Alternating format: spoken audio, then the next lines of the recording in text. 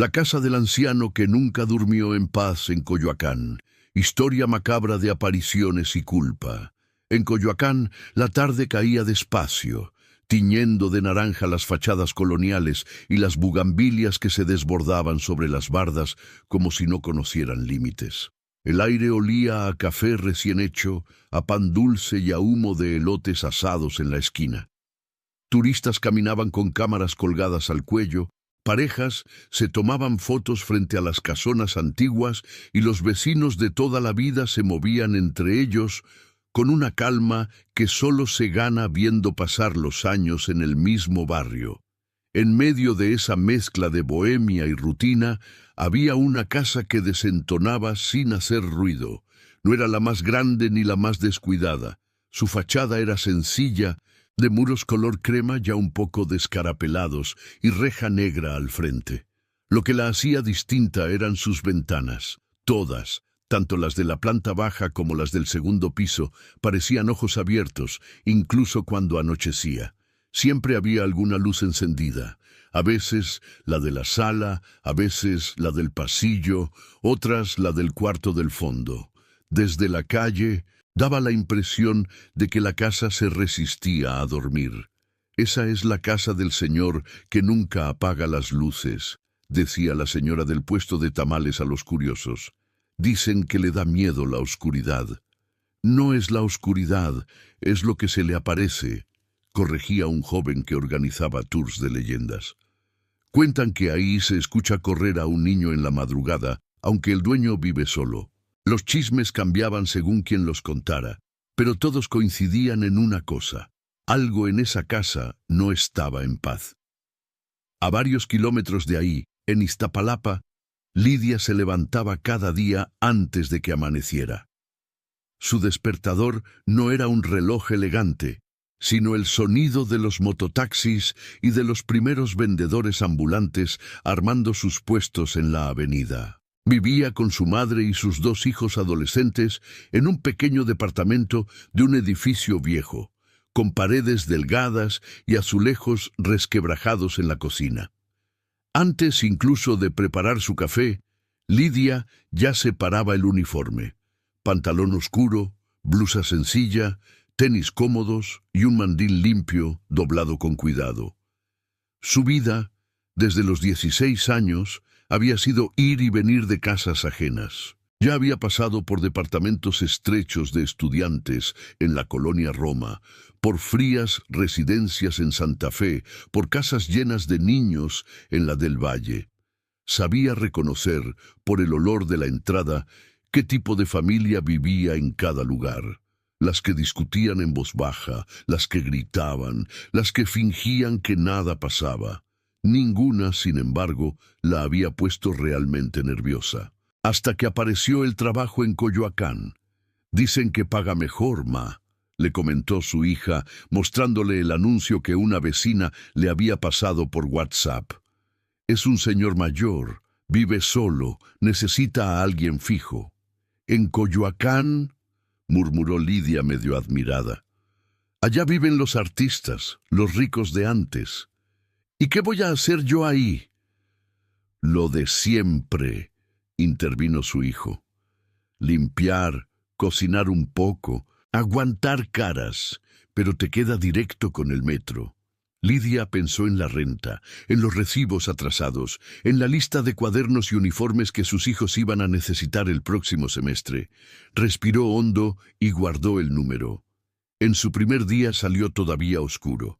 Tomó una combi hasta el metro, luego la línea 8 rumbo al centro y de ahí hizo transbordo hasta llegar a la estación más cercana a Coyoacán.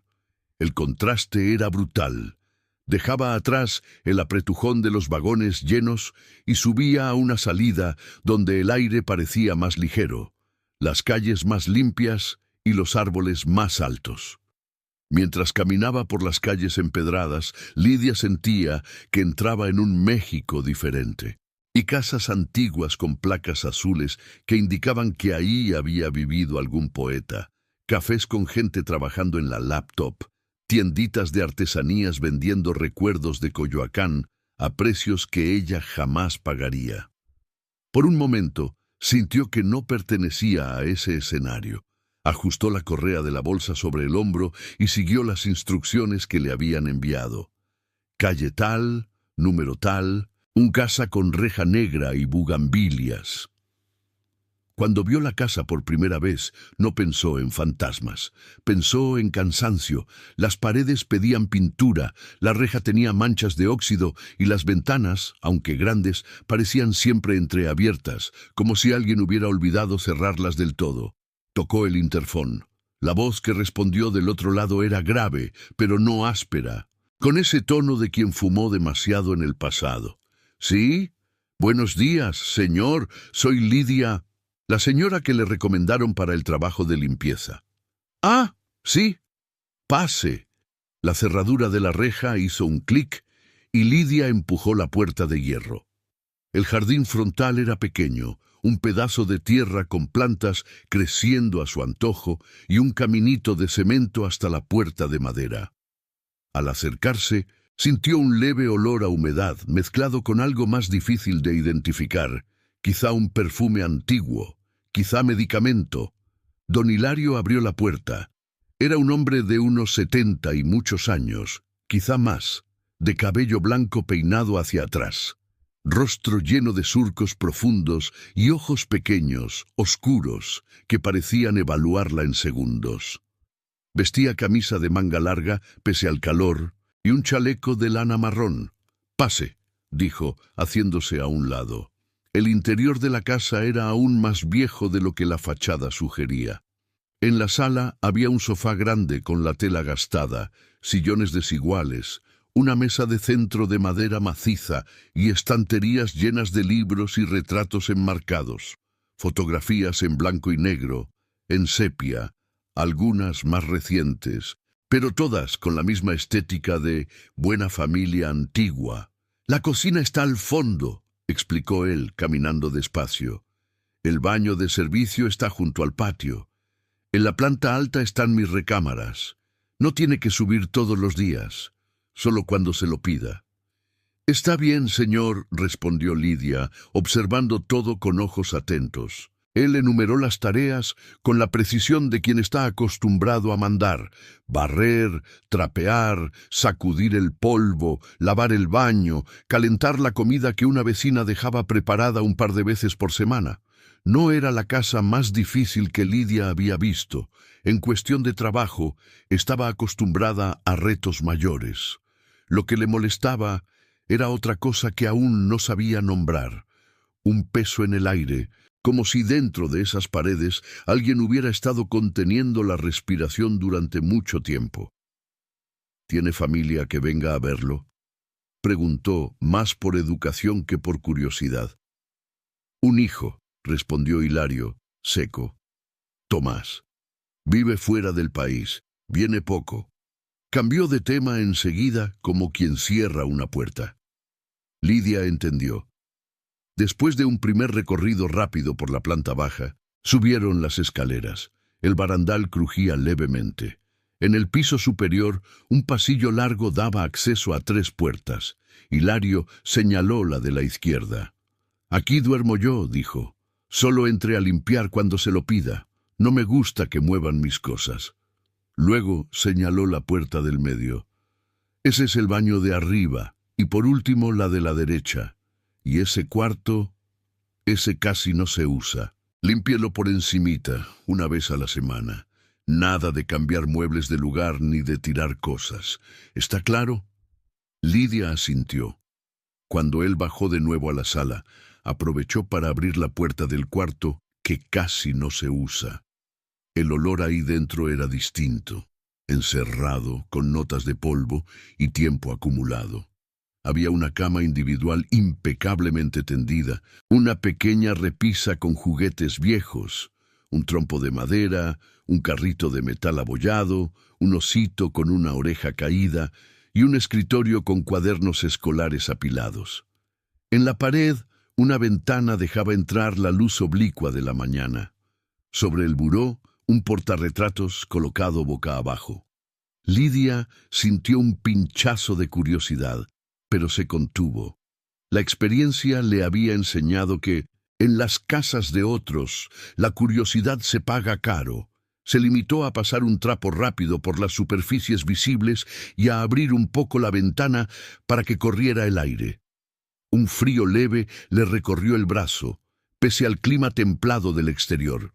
Al final del día, cuando tomó el metro de regreso a Iztapalapa, Lidia estaba cansada, pero no más que en otros trabajos.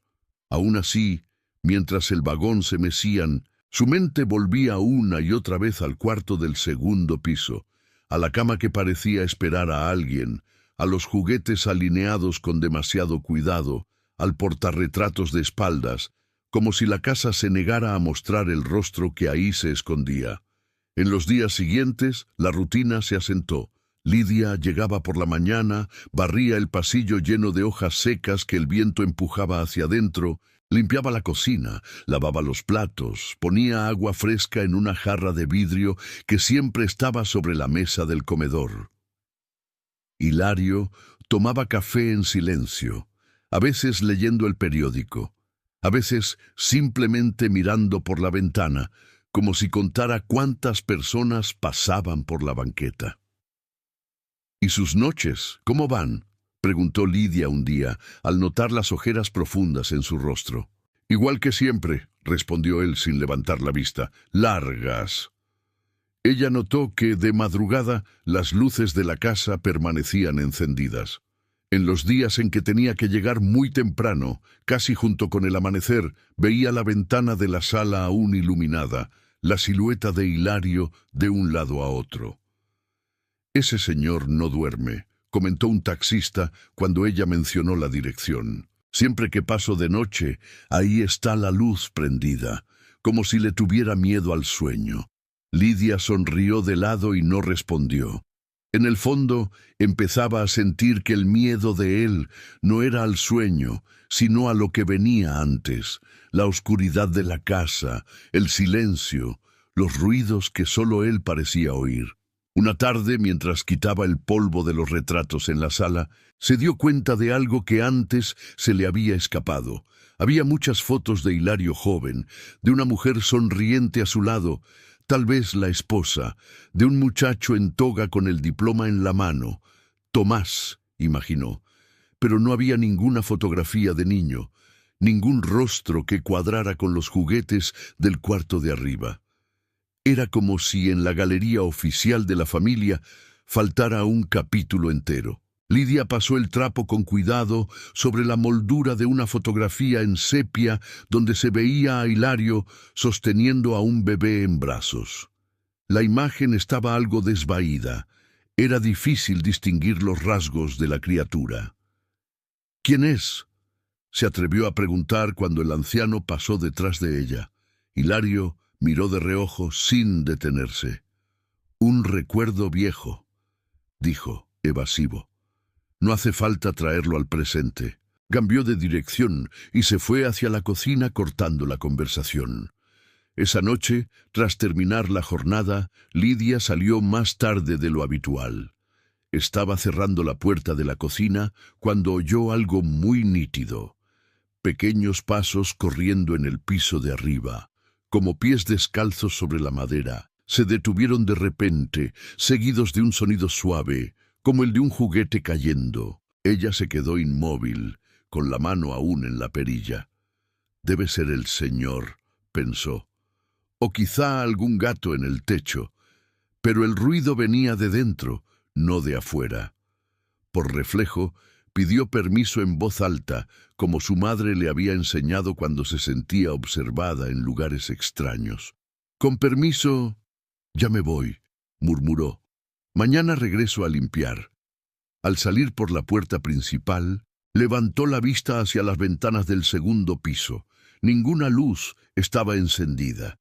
Aún así, tuvo la sensación clara de que alguien la miraba desde detrás de las cortinas. Apresuró el paso hasta la esquina, intentando reírse de sí misma.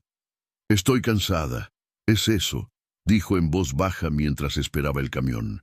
Cansada y sugestionada, con tanto cuento de Coyoacán. No imaginaba que ese sería solo el primero de muchos pequeños signos, que la casa, Poco a poco, empezaría a responder a su presencia con gestos cada vez más insistentes, hasta obligarla a mirar de frente lo que todos ahí, sobre todo el propio Hilario, habían tratado de enterrar.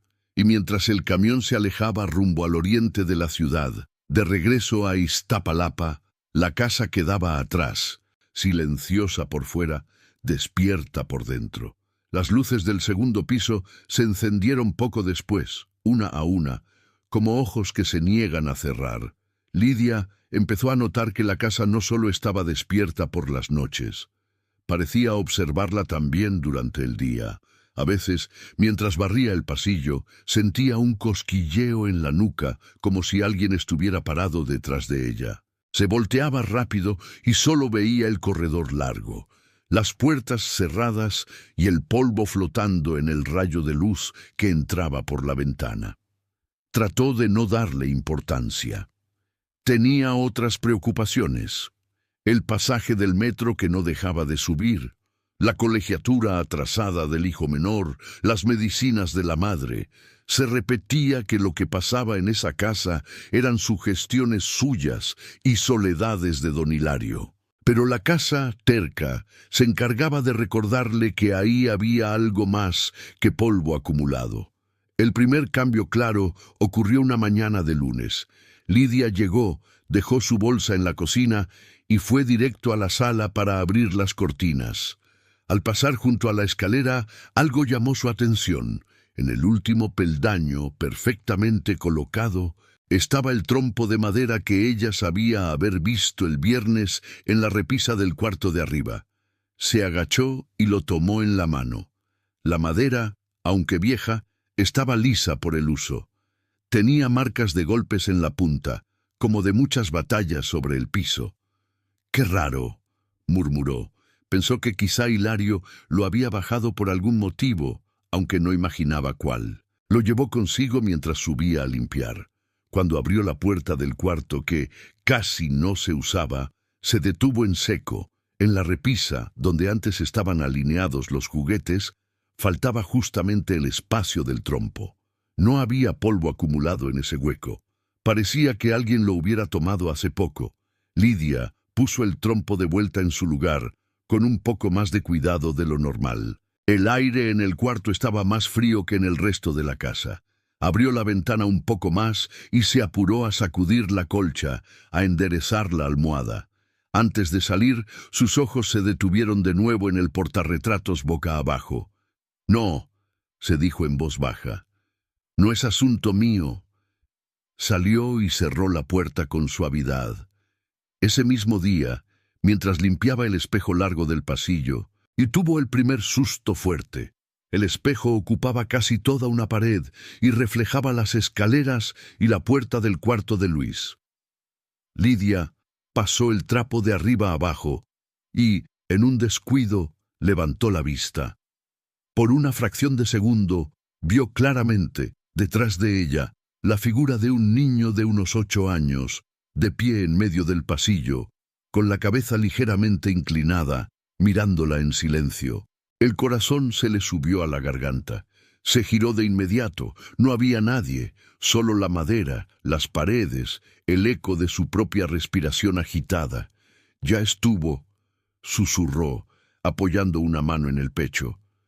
«Tengo que dormir más». Respiró hondo. Se obligó a terminar de limpiar el espejo y bajó a la cocina con las piernas un poco temblorosas. No dijo nada a Hilario. ¿Qué le iba a decir? Su casa me enseña niños en los reflejos. La tomaría por loca o, peor aún, la despediría. Pero los detalles siguieron acumulándose. Un día preparó café para el anciano y se dio cuenta de que uno de los vasos que había dejado escurriendo boca abajo estaba ahora derecho, con una línea de agua en el fondo. Nadie más había entrado a la cocina. Otra tarde encontró su suéter, que recordaba haber dejado tirado en el respaldo de una silla, perfectamente doblado sobre el asiento. Empezaba a parecerle que alguien, o algo, corregía sus pequeños descuidos. Hilario, por su parte, se mostraba cada vez más cansado. Las ojeras se le marcaban profundas, la piel se le veía más flácida, los hombros cada vez más caídos. Caminaba por la casa como quien recorre un túnel que conoce de memoria, pero en el que cada día teme tropezar con algo nuevo. Una mañana, Lidia lo encontró sentado en la mesa del comedor, con una taza de café frío delante y la mirada perdida en el vacío. —¿Ya desayunó, don Hilario? —preguntó con suavidad. —No tengo hambre —respondió sin moverse. Lidia se acercó un poco más. —¿Durmió mal? Es raro dormir bien cuando uno escucha pasos de alguien que no debería estar aquí —dijo él sin rodeos, como si hablara consigo mismo más que con ella. Ella tragó saliva. —Tal vez son los vecinos, los gatos —intentó. Hilario alzó la mirada y la clavó en ella. —Los gatos no juegan con trompos —dijo—, ni doblan suéteres. Lidia sintió que se le erizaba la piel. Esa frase confirmaba lo que ella había tratado de negar. —Yo he notado cosas —admitió con cuidado—, objetos que cambian de lugar, ruidos, pero pensé que quizá que la casa está vieja —completó él. —Sí, también lo está, pero hay algo más. Se quedó callado unos segundos, como dudando entre seguir hablando o callarse. —¿Usted cree en esas cosas, Lidia? —preguntó al fin. —En gente que se queda rondando donde murió. Ella pensó en su propia familia, en historias de avós que juraban ter visto parentes fallecidos, en rezas para descansar almas. —Creo que hay cosas que no se van cuando deberían —respondió—. Pendientes, culpa, gente que se queda agarrada a un lugar porque nadie lo soltó bien. —Eso pensé —murmuró Hilario—, que era solo culpa mía, jugándome con la cabeza. Pero usted también lo siente. Entonces no estoy completamente loco. Hubo un silencio incómodo. Lidia no quería que o señor pensase que ela se metía demais. Mas también no quería fingir que nada estaba acontecendo. —Si quiere, puedo traer un padre para bendecir la casa —sugirió con cautela—. O alguien que sepa de estas cosas. Hilario negó con la cabeza. —No necesito a nadie que repita fórmulas —dijo—. Necesito hacer lo que debía hacer hace muchos años, pero todavía no tengo valor. Lidia no insistió. Sabía que, nas casas alheias, cada dono tinha o seu tempo para enfrentar seus próprios fantasmas, reais ou não. Pasaron las semanas. La relación entre ambos se volvió un poco más cercana, aunque siempre con una distancia de respeto. Hilario empezó a llamarla por su nombre, ya no señora apenas. De vez en cuando le preguntaba por sus hijos, por su madre, por el barrio donde vivían. Lidia, a cambio, escuchaba sin juzgar cuando él soltaba comentarios sueltos sobre cuando la casa estaba llena o cuando Tomás todavía vivía aquí. Una tarde de sábado, en la que Lidia se quedó un poco más tarde porque había que lavar cortinas, ocurrió algo que la marcó. Estaba sola en la planta alta, recogiendo las sábanas que había bajado de los cuartos, cuando escuchó una risa corta, infantil, proveniente del cuarto de Luis. No era un llanto, no era un gemido, era una pequeña carcajada como la de un niño que acaba de hacer una travesura. Lidia se quedó inmóvil, con el corazón acelerado. La risa no se repitió. Se acercó lentamente a la puerta. Estaba cerrada. Puso la mano sobre la madera y sintió el frío del otro lado. «Si hay alguien ahí», dijo en voz muy baja, «yo solo vengo a limpiar, no vengo a correr a nadie». Se sorprendió de sí misma. Parecía una locura hablarle a un cuarto vacío, pero esa frase la dejó extrañamente más tranquila. Bajó y encontró a Hilario en la sala, más pálido de lo normal. «¿Escuchó algo arriba?», preguntó él sin rodeos. Lidia dudó, pero decidió ser honesta. «Me pareció escuchar una risa», admitió. «Como de niño». Hilario cerró los ojos un momento. «Entonces ya no quiere llorar», murmuró. «Ahora se está burlando de mí». Lidia no supo qué responder. Dias depois, chegaria o episódio dos frascos de remédio na mesa. O início da cena que você já tem, com o Hilário no quarto, perguntando sobre mortos que se aparecem e entregando a foto de Luiz. Mas antes disso, ainda houve um detalhe, que para Lídia foi a gota d'água. Foi numa manhã de chuva fina. Ela entrou na casa com o guarda-chuva pingando, deixou o casaco no cabideiro e foi até a cozinha. Em cima da mesa, ao lado de uma caneca vazia, havia um desenho infantil feito a lápis, em uma folha arrancada de um caderno antigo. Mostrava uma casa com 2 ventanas e uma puerta, um árbol al lado e delante 3 figuras pequeñas. Un hombre alto, un niño y otra figura tachada con fuerza. Sobre el dibujo, con letra temblorosa pero infantil, se leía «Mi casa».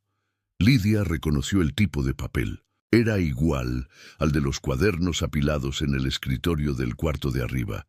Lo tomó con cuidado, como si fuera frágil. ¿Lo dejó aquí usted, don Hilario?, preguntó cuando él entró a la cocina poco después. Él se detuvo en seco al ver el dibujo. Eso estaba guardado, dijo casi en un susurro. Nadie debería haberlo visto. Se acercó, lo tomó con manos temblorosas y lo dobló con cuidado excesivo, como quien esconde una herida. ¿Es de su hijo?, preguntó Lidia, insinuando una verdad que ya empezaba a sospechar. «Es de alguien que esta casa no quiso soltar», respondió él, esquivando de nuevo el nombre.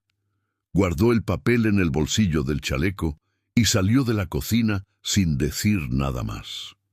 Esa noche, Lidia ya no pudo convencerse de que todo eran casualidades. Objetos que salen de un cuarto cerrado, reflejos en el espejo, risas, pasos, dibujos que aparecen en la mesa.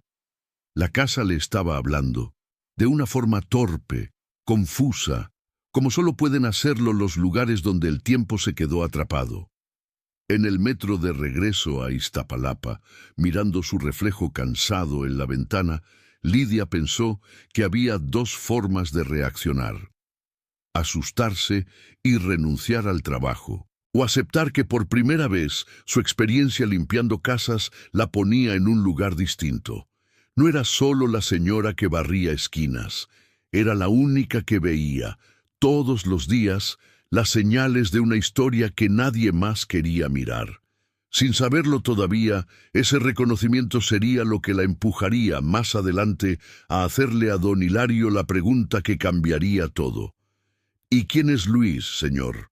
¿Por qué su cuarto está preparado como si todavía lo estuviera esperando? El día en que Lidia por fin se atrevió a nombrar a Luis, el cielo de Coyoacán amaneció encapotado, con nubes bajas que parecían rozar los árboles altos de la colonia. Desde temprano, el aire olía a tierra húmeda y a hojas mojadas. Lidia llegó empapada hasta los calcetines. El paraguas apenas había servido de algo contra la llovizna persistente. Al entrar a la casa, notó que estaba más silenciosa que de costumbre. No se escuchaba la radio vieja de la cocina, ni el arrastre de los pasos de don Hilario por el pasillo. Dejó su bolsa en la silla de siempre y se asomó a la sala. El anciano estaba ahí, sentado en su sillón favorito, con una manta sobre las piernas y la mirada clavada en un punto cualquiera de la pared. «Buenos días, don Hilario», saludó ella, quitándose el suéter húmedo. «Hoy no sé si son buenos», respondió él, sin dejar de mirar al frente. Lidia percibió un cansancio distinto en su voz, como si hubiera pasado la noche no solo sin dormir, sino peleando consigo mismo. «¿Quiere que le prepare un café?» «Después», dijo él. «Primero, siéntese un momento». Ella dudó. No era habitual que él le pidiera que se sentara. Siempre había sentido la línea clara entre patrón y trabajadora. Pero algo en el tono de Hilario la convenció. Se acomodó en la orilla del sillón frente a él, con las manos entrelazadas sobre el mandil. «Lidia», empezó el anciano con voz seca, «¿usted cree que uno pueda enfermarse del alma? No del corazón, no de la cabeza, del alma». «Creo que sí», respondió ella sin ironía. He visto gente que se dobla por dentro, aunque los doctores digan que está sana. Yo llevo años así, confesó, con el alma torcida, no porque Dios me haya castigado, sino porque yo mismo me apreté la cuerda. Se quedaron unos segundos en silencio, escuchando la lluvia golpear los cristales. Lidia sintió que, si no hablaba en ese momento, la oportunidad se le iba a escapar. «Don Hilario», se atrevió. «¿Quién es Luis?» La pregunta cayó al centro de la sala como una piedra en un estanque. El anciano parpadeó despacio, sus dedos apretaron la manta. «¿Quién le dijo ese nombre?», preguntó, sin enojo pero con un filo en la voz. «Nadie», respondió Lidia. «Lo vi escrito en un dibujo y en un portarretratos arriba, y siento que la casa lo dice todo el tiempo, sin decirlo». Hilario cerró los ojos. Cuando los abrió, estaban más húmedos, pero también más resueltos. «Luis era mi hijo», dijo al fin. «El hijo que casi nadie sabe que tuve. El que no creció más de 8 años porque yo...» La voz se le quebró. «Porque yo decidí que era más importante que aprendiera una lección que escuchar lo que tenía que decirme». Lidia guardó silencio, dejándole espacio. «¿Quiere contarme?», preguntó suave. «A veces ayuda decirlo». «No sé si ayuda», respondió él. «Pero si no lo digo ahora, me lo voy a llevar a la tumba. Y esta casa se va a quedar con el eco». Se puso de pie con esfuerzo. «Venga», dijo. «No le voy a contar esto en la sala». Subieron juntos las escaleras. Cada peldaño parecía sonar distinto, como si la casa supiera a dónde se dirigían. Al llegar al pasillo, Hilario fue directo a la puerta del cuarto de Luis y la abrió sin titubear. El olor a cuarto cerrado los recibió, aunque menos denso que antes. El trompo estaba en la repisa, el carrito en su lugar, el osito de la oreja caída seguía sentado como siempre. Sin decir nada, el anciano se acercó a la mesita de noche y tomó el portarretratos. Esta vez no lo puso boca abajo. Lo sostuvo frente a sí durante varios segundos y luego se lo extendió a Lidia. «Este es él», dijo. «Luis». Lidia tomó el marco con cuidado. En la fotografía, un niño delgado, de cabello negro despeinado y sonrisa amplia, abrazaba a un perro mediano. Tenía los ojos grandes, vivos, la camisa del uniforme escolar arrugada y una rodilla raspada. No era un retrato rígido de estudio, sino una foto tomada a mitad de un juego. «Se ve travieso», comentó ella con una sonrisa triste. «Lo era», respondió Hilario. «Y yo no supe qué hacer con eso». Se sentaron en la cama, uno frente al otro, con la foto entre los dos. «Tomás y Luis eran muy distintos», empezó el anciano.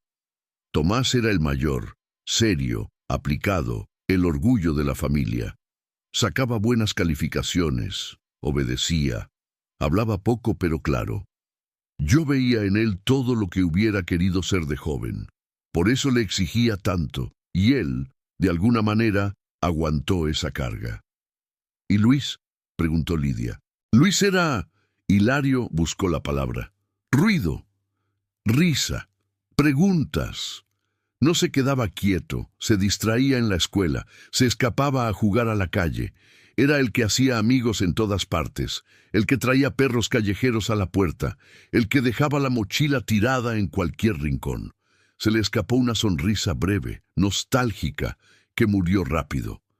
«Yo quería que los dos fueran perfectos», continuó, «que fueran más que yo, que nunca pasaran vergüenzas. Así me educaron a mí, a golpes de orgullo y miedo a qué va a decir la gente, y repetí la receta.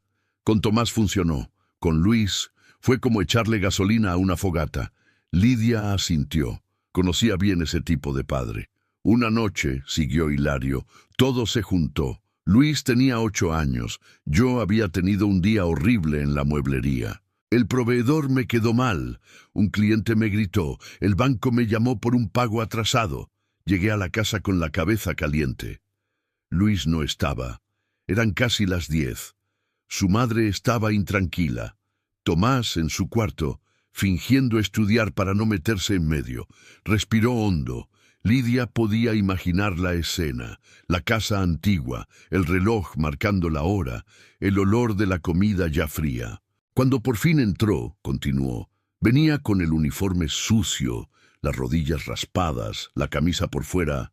Traía en las manos este trompo, señaló el juguete en la repisa, y una sonrisa como si nada.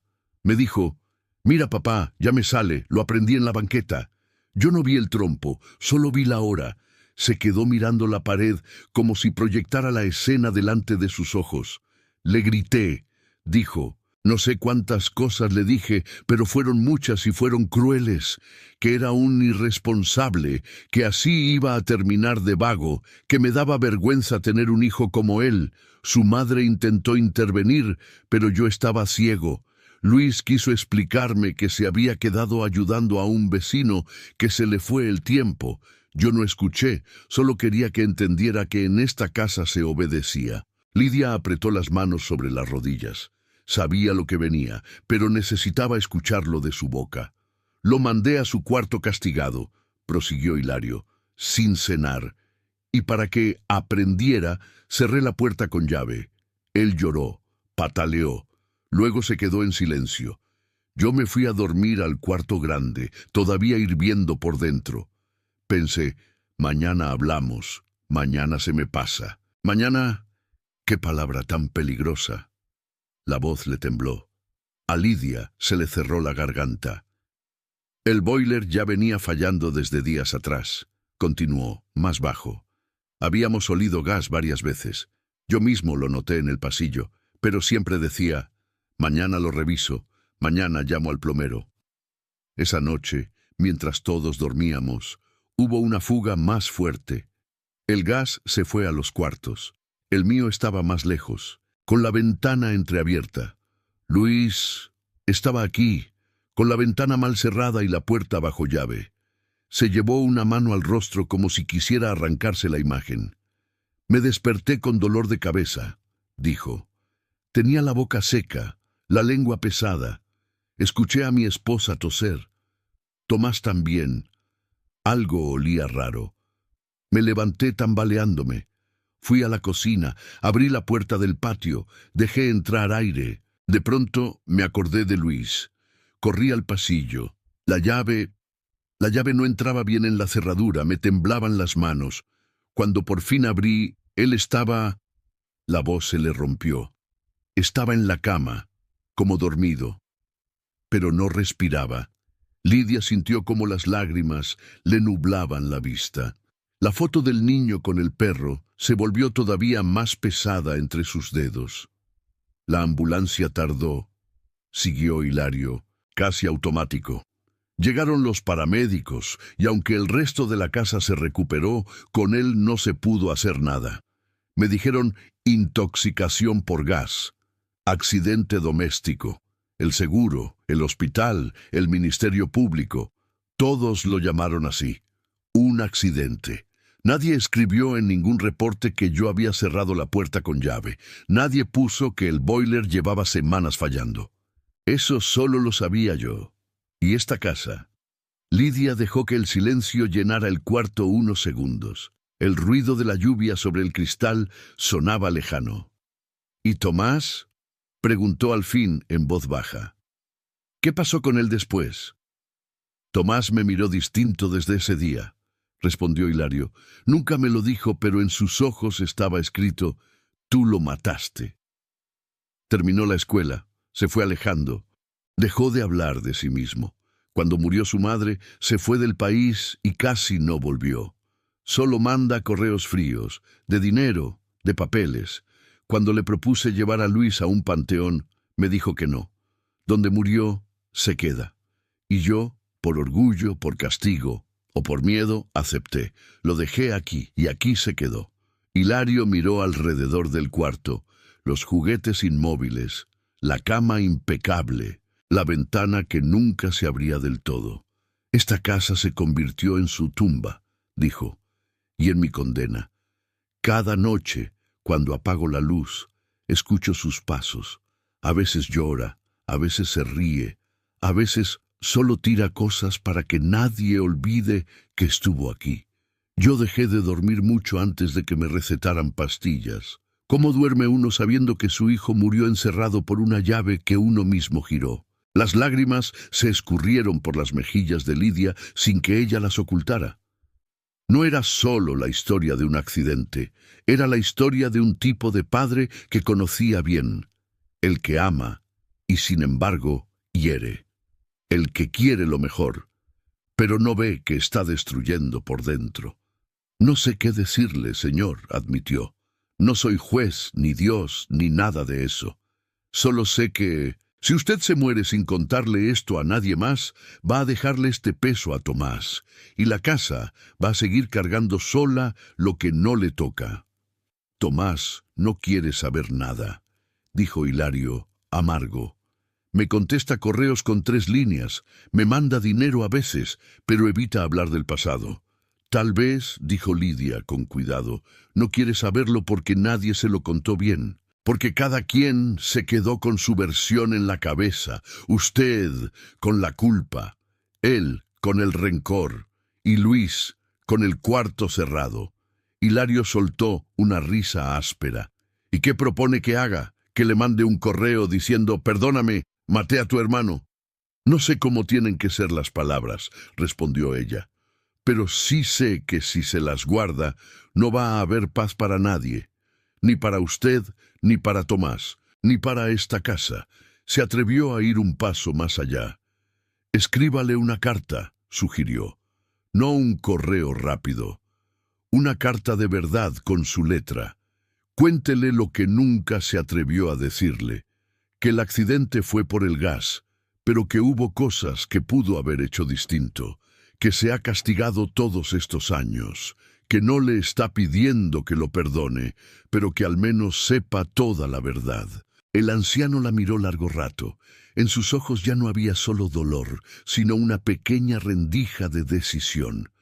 ¿Usted cree que sirva de algo?, preguntó.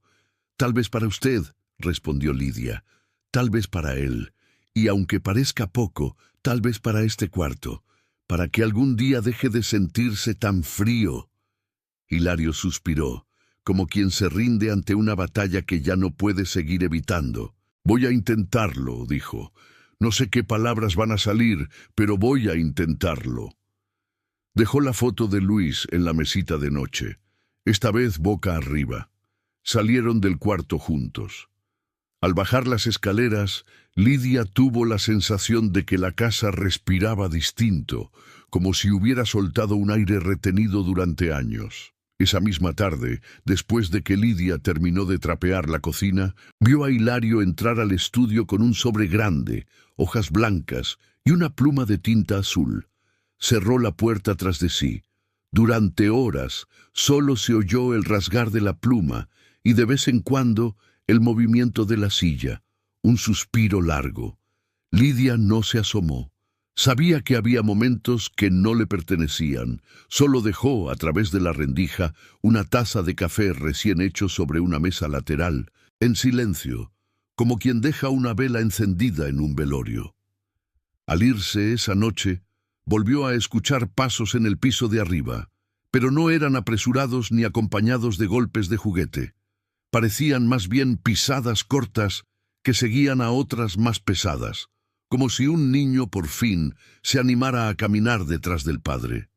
No podía saberlo aún, pero esas líneas escritas en soledad serían el comienzo del final de la condena de Hilario, y también el inicio de la parte más dura de la historia, el momento en que Tomás tendría que decidir qué hacer con una verdad que siempre sospechó, pero que nunca había querido escuchar. Pasaron algunos días antes de que Lidia se atreviera a preguntar si la carta ya había sido enviada. No quería parecer entrometida, pero la inquietaba la idea de unas hojas llenas de confesiones guardadas en un cajón, sin destino. Entretanto, la casa parecía estar a la expectativa. Menos ruidos bruscos, menos llantos ahogados, más silencios densos, como cuando en una familia todos saben que falta una conversación importante y nadie se decide a empezarla. Una mañana, Mientras limpiaba la mesa del comedor, vio un sobre grande, sellado, con una dirección escrita a mano. Reconoció el nombre del destinatario, Tomás Hilario de la Vega, seguido de una ciudad en el extranjero que ella apenas podía pronunciar. ¿Ya la mandó?, se atrevió a preguntar cuando Hilario entró en la cocina a tomar agua. «Hoy pasa el cartero», respondió él sin tocar el sobre. «Si no lo alcanzo en la puerta, iré a la oficina. No pienso darle más tiempo al miedo». Lidia asintió. Sabía que a veces el acto de soltar la carta en el buzón era más difícil que escribirla. «¿Le dijo todo?», preguntó con cautela. «Todo lo que fui capaz de decir sin morirme de vergüenza», contestó él. «No suavicé lo de la llave, tampoco lo del boiler. Le hablé de cómo lo miré a él durante años, como si fuera mi juez. Le dije que no le pido perdón como obligación, sino porque no quiero que cargue con dudas que le tocan a mi conciencia». Se quedó un momento en silencio, apoyando las manos en el respaldo de una silla. «Y también le hablé de usted», añadió mirando a Lidia. «Le dije que, si alguna vez quiere entender cómo han sido mis últimos años, tendrá que escuchar a la mujer que limpia esta casa, que ella ha visto cosas que ni yo me atrevo a mirar de frente». Lidia sintió un rubor extraño subirle al rostro. Nunca nadie la había puesto así en una frase dirigida a un hijo de buena familia. «No sé si eso le va a gustar mucho», comentó medio en broma, medio en serio. «A estas alturas», dijo Hilario, «ya no puedo hacer las cosas pensando en gustar. Solo me queda intentar hacer lo correcto, aunque llegue tarde». Esa tarde, cuando el cartero tocó la puerta, Lidia se adelantó a abrir. Hilario se acercó despacio, tomó el sobre, respiró hondo y se lo entregó al hombre. «Por favor, que vaya certificado», pidió. «No quiero que se pierda». Lidia vio cómo el cartero se alejaba calle abajo con la carta entre otras muchas. Le sorprendió pensar que en ese montón de sobres aparentemente iguales, uno llevaba adentro una historia capaz de cambiar el rumbo de una familia y de una casa entera. Los días siguientes fueron una espera silenciosa. Hilario se mostraba inquieto, pero contenía la ansiedad como podía. Caminaba más. Ordenaba papeles viejos de la mueblería. Veía las noticias sin prestar atención. Lidia, por su parte, seguía con sus tareas, pero estaba pendiente del sonido del timbre. Cada vez que sonaba, el corazón se le aceleraba un poco. Pasaron unas 3 semanas hasta que, por fin, una mañana encontraron un sobre con matasellos extranjero en el tapete junto a la puerta. Lidia lo vio antes de que Hilario saliera de su cuarto. «Señor», llamó levantando el sobre. «Llegó una carta». Hilario apareció en el pasillo con el rostro pálido. Bajó las escaleras apoyándose en el barandal, tomó el sobre con manos temblorosas y lo miró como si fuera un animal vivo. «Voy a leerla arriba», dijo sin más. Subió con paso lento y entró al cuarto de Luis. Lidia se quedó sola en la sala, escuchando el crujido de la madera bajo sus pies. El silencio que siguió fue tan espeso que casi podía tocarlo. No se oyó llanto ni gritos, solo el murmullo lejano de la calle y el golpeteo de la lluvia en el patio. Cuando Hilario salió, casi 1 hora después, sus ojos estaban enrojecidos, pero había algo distinto en su postura. Ya no se encorvaba tanto, como si una parte del peso se hubiera movido de sitio. «¿Quiere que le prepare algo de comer?», preguntó Lidia, sin atreverse a pedir detalles. «Más tarde», respondió él. «Hoy necesito, primero, digerir esto». Se sentó en la mesa del comedor, sacó la carta y la puso frente a él. No se la ofreció a Lidia y ella no la pidió. Cada cual entendía los límites. «No fue una carta dulce», dijo, como si necesitara hablarlo en voz alta. «Tomás no me abrazó a la distancia con palabras. Me dijo que ya sabía, desde hacía años, que algo de la historia no cuadraba, que no entendía cómo un accidente había sido tan conveniente para mi orgullo de padre. Me dijo que me odié más tiempo del necesario en su cabeza. Hizo una pausa. Pero también dijo que agradecía, por fin, leer mi versión sin excusas, que no sabe si podrá perdonarme del todo, pero que no quiere morirse sin haber cerrado esto, que no sabe qué siente con respecto a Luis en esta casa, pero que le alivia saber que al menos alguien más lo nombra. Lidia escuchaba en silencio. Le sorprendió que Tomás hubiera sido tan directo, pero al mismo tiempo le pareció justo. ¿Le habló de la casa?, preguntó. Sí, dijo Hilario. Me preguntó por qué nunca la quise vender, por qué preferí vivir aquí con los fantasmas. Le respondí en otra hoja que, quizás, porque sentía que merecía este castigo, y porque no sabía qué hacer con un lugar donde se había concentrado tanto dolor. En los días siguientes, la casa empezó a sentir diferente. El cuarto de Luis, que antes era casi un mausoleo, comenzó a ser visitado más seguido por Hilario. Lidia lo veía entrar algunas tardes con un libro en la mano, sentarse en la silla junto a la ventana y leer en voz alta, como si le contara historias a alguien. ¿No le cansa estar allá arriba?, le preguntó una vez. Me cansaba más evitar este cuarto, respondió él. Al menos ahora siento que, si Luis sigue aquí, no está solo. Y si no está, pues yo cumplo con hablarle como no hice cuando podía. Fue poco tiempo después de ese cambio cuando ocurrió la escena que Lidia nunca olvidaría. Era una tarde de lluvia fuerte. El cielo estaba tan oscuro que parecía de noche. El ruido del agua golpeando el techo y las ventanas llenaba la casa. Lidia había llegado algo atrasada por problemas en el metro. Al entrar, dejó el paraguas en el pasillo y fue directo a la planta alta, pues Hilario no estaba en la planta baja. Cuando abrió la puerta del cuarto de Luis, se encontró con una imagen que no esperaba. La cama, por primera vez, estaba deshecha. Las sábanas ligeramente arrugadas, la almohada hundida como si alguien se hubiera sentado o recostado un momento.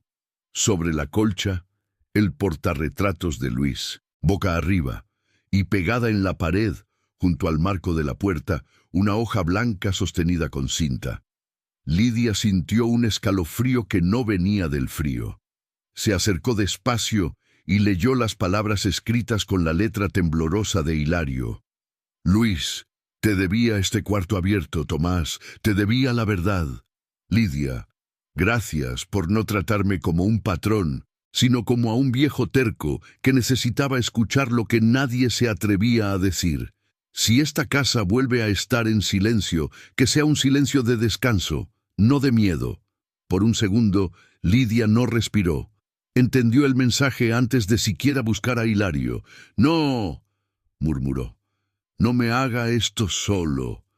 Salió casi corriendo del cuarto y fue hacia la habitación grande. La puerta estaba entornada. Empujó con cuidado. Hilario estaba recostado en la cama, vestido con ropa limpia, las manos cruzadas sobre el pecho, el rostro relajado. En la mesita de noche, un vaso de agua medio lleno y un frasco de pastillas cerrado. «Don Hilario», susurró, acercándose. Lo tocó en el brazo. Estaba frío, pero no rígido. Llamó a emergencias con manos temblorosas, luego a un vecino. La ambulancia llegó. El médico revisó, tomó nota. «Infarto», dijo con profesionalidad. «Se ve que fue rápido, no sufrió mucho».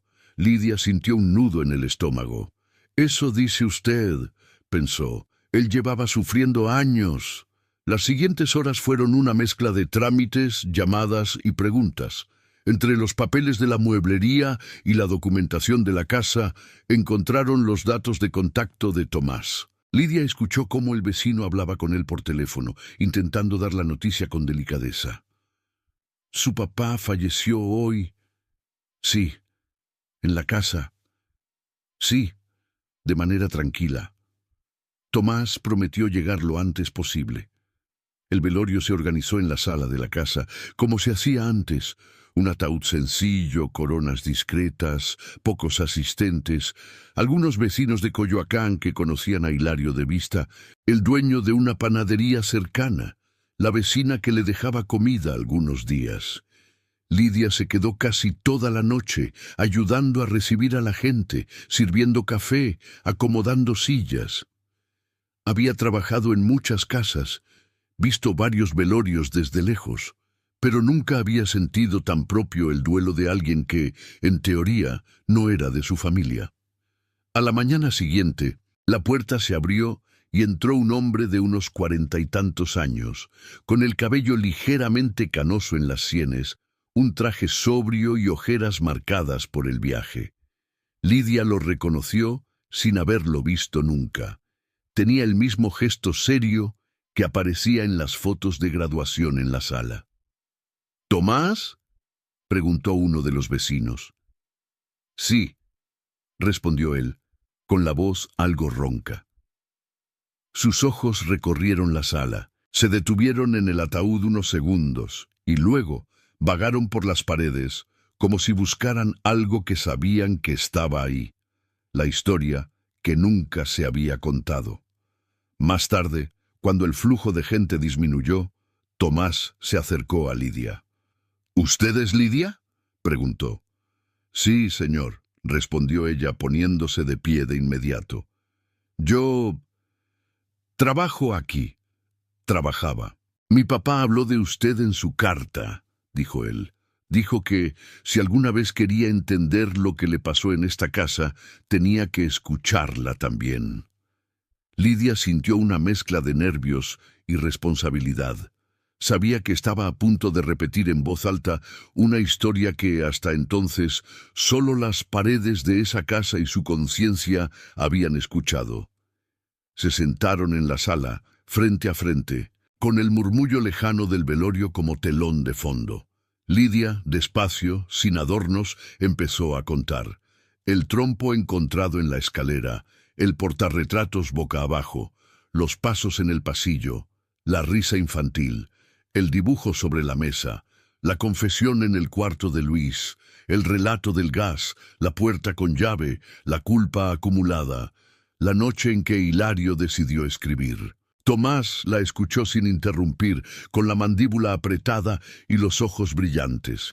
«Siempre supe que había algo más», dijo al final. «Desde niño. La versión oficial nunca me cuadró. Pensaba que si empezábamos a hablar del tema, la casa se venía abajo. Así que preferí irme. No quería convertirme en él. No quería vivir con un secreto pegado a las paredes». Lidia respiró hondo. «No voy a disculpar lo que hizo su papá», dijo con cuidado, «pero tampoco lo voy a condenar sola. Vi a un hombre que se castigó todos los días, que vivía como si su castigo fuera esta casa, y vi a un padre que, muy tarde, sí se atrevió a decir la verdad. Eso también cuenta». Tomás miró alrededor. «No sé qué hacer con este lugar», confesó. «Parte de mí quiere venderlo, irse lejos, olvidarlo todo. Otra parte siente que, si lo derribo o lo convierto en otra cosa, va a ser como matar a Luis por segunda vez, como borrarlo de la historia». Lidia pensó en la cama deshecha, en la nota de la pared, en la foto boca arriba. «Tal vez no tiene que decidir hoy», respondió. «Usted todavía está de luto, y créame, esta casa también». Tomás asintió, sin estar del todo convencido, pero agradecido de no tener que resolverlo de inmediato.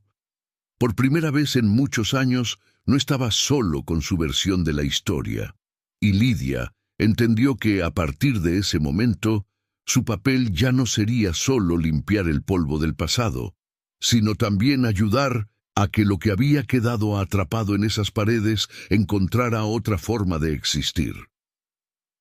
Tomás no tomó una decisión inmediata. Viajó de regreso al extranjero, Volvió a los pocos meses, trajo más papeles, revisó escrituras, buscó entre cajas llenas de facturas viejas de la mueblería.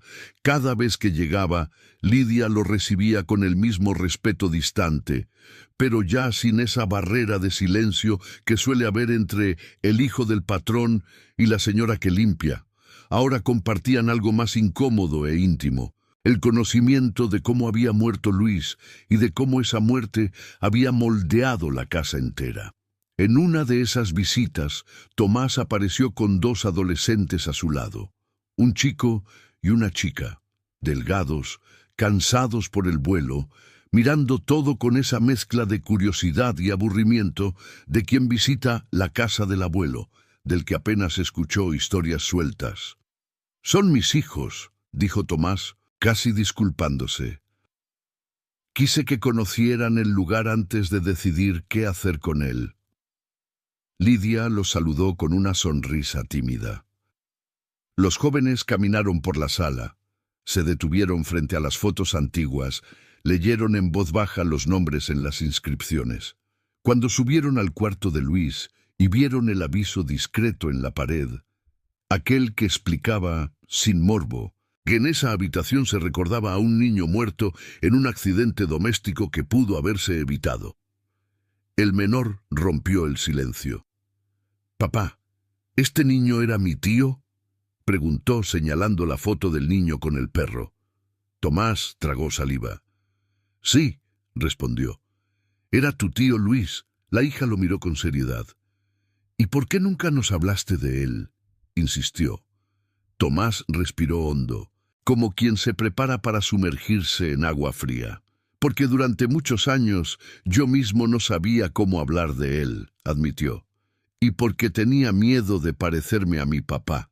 Tenía miedo de repetir lo mismo, guardar cosas, hacer como que no pasaron». Lidia, que observaba desde la puerta, bajó la mirada para darles un poco de intimidad, pero no se fue. Sentía que, de algún modo, Hilario y Luis también necesitaban oír esas palabras, aunque fuera tarde. «Mi abuelo se equivocó muy fuerte», continuó Tomás. «No solo por lo que hizo esa noche, sino por lo que no hizo durante años. Pero al final tuvo el valor de contármelo todo. Y esta casa es la prueba de eso. No quiero que ustedes carguen con esta historia como un secreto vergonzoso. Prefiero que la conozcan para que no la repitan». Los chicos asintieron, todavía con muchas preguntas, pero marcados por la honestidad inusual de su padre. Un par de semanas después, Tomás citó a Lidia en el pequeño jardín de la entrada. Era una tarde clara, de esas en las que el cielo de la Ciudad de México parece más azul de lo normal. «He decidido qué hacer con la casa», dijo, mirando la fachada con ojos cansados. «No puedo vivir aquí. Cada rincón me recuerda algo que no sé si ya estoy listo para soportar todos los días. Pero tampoco quiero que se convierta en un café bonito o en un hotel temático de terror, donde la gente venga a sacarse fotos sin saber nada». «Entonces», preguntó Lidia. Tomás se pasó la mano por el cabello nervioso. «Quiero donarla», respondió. «Convertirla en un centro de apoyo pequeño, sencillo, para familias que han perdido a alguien en accidentes que no tenían por qué pasar. Gente que no puede dormir porque se pregunta una y otra vez qué podría haber hecho distinto. No sé cómo se hace algo así ni con quién hablar, pero pensé que usted podría ayudarme a empezar». Lidia se quedó en silencio unos segundos. Nunca, en todos los años que llevaba limpiando casas, alguien le había propuesto algo así. Se veía a sí misma siempre de paso, sin dejar huella. Y sin embargo, ahí estaba, delante de una oportunidad que no había buscado, pero que parecía llamarla por su nombre. «Yo no sé de papeles ni de leyes», dijo por fin, «pero sé escuchar, y sé lo que se siente cargar con culpas que no son solo tuyas. Si eso sirve, aquí estaré.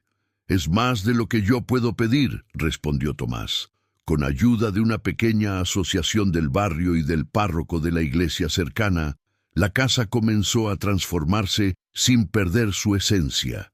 Quitaron algunos muebles que estorbaban, pero dejaron otros que contaban la historia: la mesa del comedor, las estanterías con fotos, el sofá de la sala. El cuarto de Luis se mantuvo casi intacto, con su cama, sus juguetes, su foto y una placa sencilla que decía: aquí se recuerda a un niño que murió en un accidente que pudo evitarse. Esta casa existe para que otras familias no se queden solas con su culpa. En el estudio, colocaron una mesa grande y varias sillas, donde psicólogos voluntarios y grupos de apoyo comenzarían a reunirse. En la sala, dejaron espacio para círculos de conversación y en un rincón una mesa con café, té y pan dulce, donde las manos temblorosas de quienes llegaban por primera vez encontraban algo a lo que aferrarse. Lidia siguió yendo todos los días. A veces para hacer lo de siempre: barrer, trapear, limpiar baños; otras para cosas nuevas: servir café a madres que no podían pronunciar el nombre de sus hijos sin quebrarse; ofrecer una caja de pañuelos a hombres que jamás se habían permitido llorar; escuchar historias que empezaban casi siempre igual: no puedo dormir. Si lo hubiera llevado al hospital antes. Si hubiera insistido más en que se cuidara. Si no lo hubiera dejado solo esa noche. Al principio, Lidia se sentía pequeña frente a tanto dolor. No tenía títulos, no sabía palabras técnicas, pero pronto se dio cuenta de que su presencia calmada, su capacidad de escuchar sin juzgar, era en sí misma un tipo de ayuda que pocos estaban dispuestos a ofrecer. En más de una ocasión recordó las palabras de la psicóloga del centro: una cosa es la culpa y otra es el dolor. El dolor no se lo vamos a quitar, pero podemos ayudar a que la culpa no se quede sola en su cabeza. Y la casa, curiosamente, parecía aprender lo mismo. Los ruidos extraños no desaparecieron del todo, pero cambiaron. De vez en cuando, todavía se escuchaban pasos leves en el pasillo de arriba, pequeños golpes en la madera, el trompo movido del lugar. Lidia eligió creer que no eran reclamos, sino recordatorios, señales de que Luis no había sido borrado, de que su historia seguía ahí, sirviendo de advertencia y de consuelo al mismo tiempo. Una noche, después de una sesión particularmente dura en la que una madre había hablado por primera vez del día en que encontró a su hijo sin vida, Lidia se quedó cerrando las ventanas. Pasó frente al viejo espejo del pasillo, ese que tanto miedo le había dado al principio. La luz del pasillo se reflejaba débilmente y por un momento vio su propia figura de pies a cabeza. Ropa sencilla, mandil manchado de cloro, cabello recogido, el rostro surcado por arrugas que no recordaba haber tenido hace unos años. Detrás de ella no había niños, ni sombras, ni figuras borrosas, solo las puertas cerradas y una franja de luz. Por costumbre, volteó la cabeza. No vio nada extraño. En lugar de apartarse rápido del espejo, dio un paso hacia adelante y pasó el trapo lentamente, limpiando una mancha que llevaba días ahí. «También tú estás aquí», murmuró, mirándose a los ojos. No solo ellos, tal vez para cualquiera otra persona esa frase habría sido obvia, pero para Lidia, que había pasado la vida entrando y saliendo de casas ajenas sin dejar huella, sonó casi como una revelación. La historia de esa casa ya no era solo la de un anciano que nunca dormía o la de un niño muerto tras una puerta cerrada. También era la historia de una mujer humilde que se había atrevido a hacer preguntas incómodas y a quedarse cuando o más fácil tería sido ir embora. Esa noche, al apagar la última luz y cerrar la reja de hierro, Lidia caminó por la banqueta de Coyoacán, con el cuerpo cansado, pero con algo dentro más ligero. A sus espaldas, la casa quedó en silencio. No un silencio tenso, de amenaza, sino ese silencio que llega después de un día lleno de voces que por fin fueron escuchadas. En Iztapalapa, sus hijos la esperaban con la mesa puesta a medias, platos desiguales, tortillas envueltas en un trapo, frijoles recalentados. —¿Cómo te fue, ma? —preguntó la mayor. —Pesado, pero bien —respondió ella, colgando la bolsa en el mismo clavo de siempre. Hoy vino una señora que no podía entrar al cuarto de su hijo desde que murió. Se fue diciendo que quizá ya estaba lista para abrir la puerta. —¿Y tú? —insistió el menor. —¿Tú ya estás lista para qué? Lidia pensó un segundo y sonrió, sirviéndose un poco de agua. —Para seguir entrando a esa casa sin miedo —dijo—, y para no dejar que nadie vuelva a decir que las cosas son así solo porque siempre han sido. Los chicos no entendieron del todo, pero sonrieron también. Había algo en la voz de su madre que no necesitaba traducción. Pasaron los años. Coyoacán siguió lleno de cafés, de turistas, de tours de leyendas, que hablaban de monjas sin cabeza, de callejones embrujados, de casas donde se escuchaban cadenas. De vez en cuando algún guía señalaba, de lejos, la casa de Hilario. Dicen que ahí se aparecen los pasos de un niño, comentaba. Pero lo que más pesa en ese lugar no son los fantasmas, sino las historias que la gente cuenta adentro. Los vecinos, en cambio, la describían de otra forma. Ahí ayudan a gente que no puede dormir desde que perdió a alguien. Allí escuchan historias que en otros lados incomodan. Esa casa sí sabe lo que es cargar pesos. Algún niño curioso, tomado de la mano de su abuela, seguía preguntando a veces al pasar por la acera, «Aquí espantan», y siempre había alguien, un vecino, un familiar, incluso la propia Lidia cuando justo salía a tirar la basura, que respondía con media sonrisa. Antes, sí, espantaba la culpa.